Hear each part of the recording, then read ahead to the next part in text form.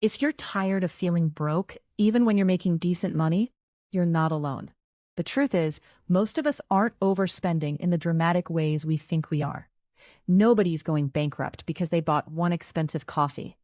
The real problem is the quiet, invisible leaks in your budget that you've stopped noticing. And the good news? Once you find them and plug them, you free up real money fast, without feeling like you're depriving yourself. So stick around as we break down exactly where to cut spending first. And I'd really appreciate it if you'd subscribe to the channel for more practical money guidance that actually works in the real world.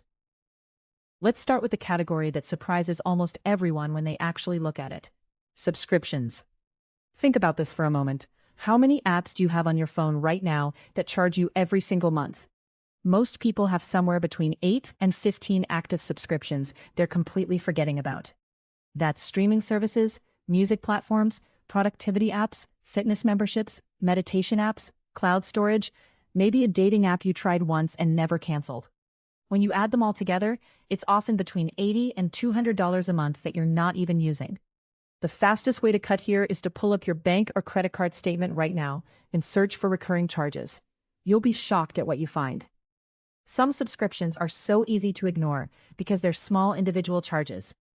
$5 here, $12 there, $7 somewhere else. Your brain doesn't register them as real spending, but that's exactly why they add up so fast. Start by listing every single one you can find. Then go through that list and ask yourself one simple question. Did I actively use this in the past 30 days? Not someday, not eventually, not because I might want to. Did I actually use it? If the answer is no, cancel it today. Don't wait until next month or until you feel more motivated.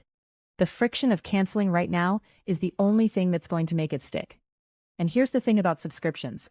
They're specifically designed to be hard to cancel. Companies know that inertia is their best friend. So when you do cancel, you might have to jump through hoops. You might have to contact customer service or dig through settings. Do it anyway.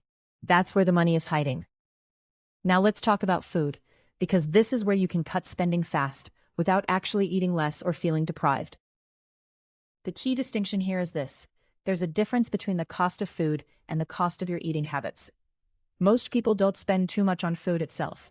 They spend too much on convenience around food. They buy pre-made meals and rotisserie chickens and pre-cut vegetables and single-serve everything because it's easier. Then they throw away the food they bought with good intentions but never got around to eating. Here's where to start cutting. Stop buying pre-prepared foods for the same price or close to the price of the raw ingredients. A rotisserie chicken costs more per pound than buying a whole raw chicken and roasting it yourself. Pre-cut vegetables cost double or triple the price of buying them whole. Single-serve yogurts cost 5 times more than buying a large container. These aren't strict budget cuts. These are just switching to the version of the same food that costs less. You're eating the same things. You're just buying them less processed.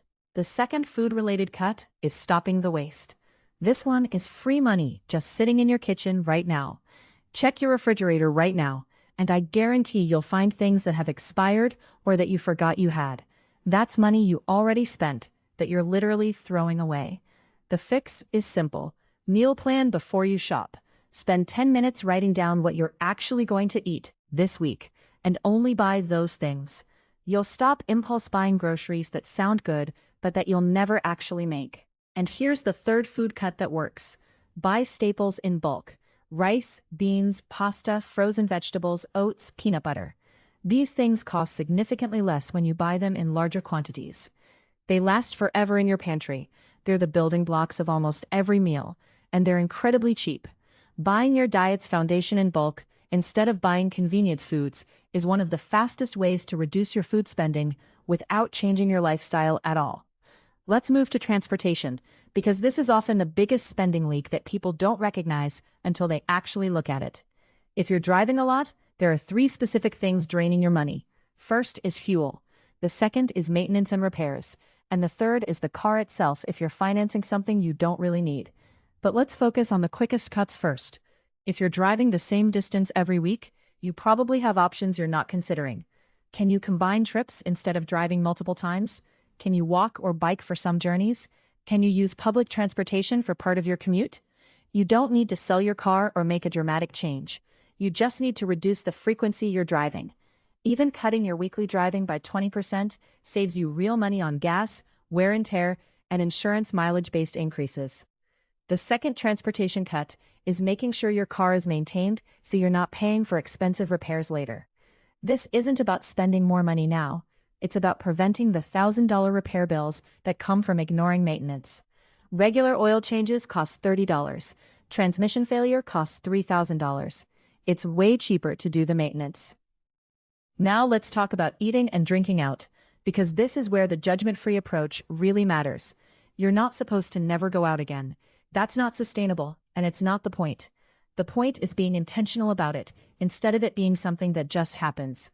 Most people who cut their restaurant spending drastically are actually just stopping the mindless spending. They're cutting the grabbing coffee because they're tired, or the lunch delivery because they don't have time. Here's the practical approach. Decide in advance how much you want to spend on restaurants and eating out each month. Maybe it's $100, maybe it's $200, maybe it's something else. Whatever feels right for you. Then be intentional about how you use that budget. If you want to go out for a nice dinner with someone you love, that's a great use of that money. If you want to grab drinks with friends, great. But stop the daily coffee runs and the lunch deliveries that happen without you even thinking about it. Replace those with cheaper alternatives at home. Make your coffee there. Pack a lunch. Save your restaurant budget for things that actually matter to you. The reason this works is because you're not actually depriving yourself. You're still eating out. You're just doing it fewer times and being more thoughtful about when. And the money you save is substantial. Going from eating out 5 times a week to twice a week can save you $500 a month or more, depending on where you live. That's real money that changes your financial situation without changing your actual quality of life. Let's talk about one category that's deceptively expensive: memberships and services. We touched on subscriptions already, but this is different. This is gym memberships, club memberships, professional memberships, whatever you're paying for access to. Most people have at least one membership they're not using. The gym membership is the classic one. Surveys show that the average person with a gym membership uses it less than once a month. They're paying for the intention to go, not for actually going. Here's what to do. Look at your statements and find every membership you have. Then ask yourself honestly, am I using this? Not will I use it. Am I actually using it right now? If the answer is no, cancel it. If the answer is yes, ask the second question. Could I achieve the same goal cheaper? Maybe instead of a fancy gym membership, you'd actually use a basic Planet Fitness membership for half the price. Maybe instead of a climbing gym membership, you'd actually use the free climbing wall at a local park. You're not necessarily cutting the activity. You're cutting the premium version of the activity you're not doing anyway. Clothing is another category where you can cut spending without cutting your actual wardrobe. The key is understanding your own buying patterns. Most people have a closet full of clothes they don't wear. Not clothes that are old or broken. Clothes that are fine, but that they just don't actually like or use. That's money spent on something that didn't add value to your life. The fix starts with awareness. Before you buy new clothes, actually know what you have. You'd be amazed how much better your existing wardrobe works when you're not buying things on impulse. The second clothing cut is buying less fast fashion and more basic pieces. Fast fashion is cheap per item, but you end up buying way more of it because it falls apart or because you get bored. Spending a bit more on basics that actually last and that work with multiple outfits means you buy less overall. You also actually wear what you buy instead of letting it sit in your closet. And here's the counterintuitive part.